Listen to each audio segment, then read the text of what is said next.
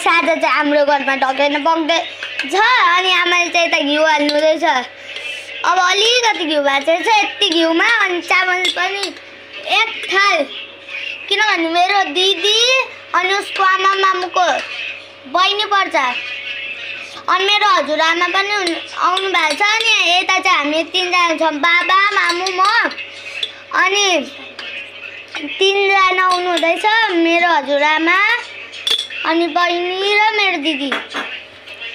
अब आमाले हाल्नु आँट्नु भएको चामल गयो एक थाल चामल गयो अनि अब लु कति छु त घिउ सुक्दो रहेछ चामल चाहिँ भक्कु घिउ खान्छ कि त्यसको लागि। अनि फेरि अब यो ढक्कन पाक्दैछ चामल देखाउनु न। अब चामल चाहिँ के गर्नु छ भुट्नुपर्छ नि त भुट्नु परेन आगो चाहिँ तिमीलाई थाहा थियो यसरी पकाउनुपर्छ भनेर थाहा थियो हजुर थाहा थियो यसरी पकाउनुपर्छ भनेर थाहा थियो त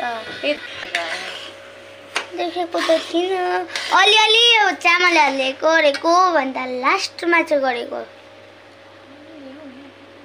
होइन लास्टमा देखेको यस्तो भुट्नु परेको चाहिँ आमाले भन्नु मात्रै भएको मलाई रेसिपी अनि देखेको चाहिँ छु र फर्स्ट टाइम देखेको त्यो पनि मैले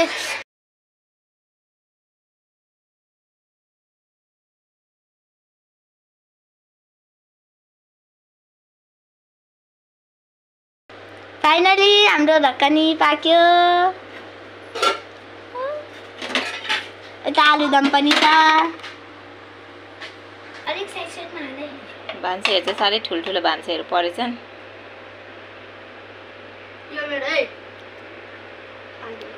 यस्तै हाल त्यसको साइडमा हाल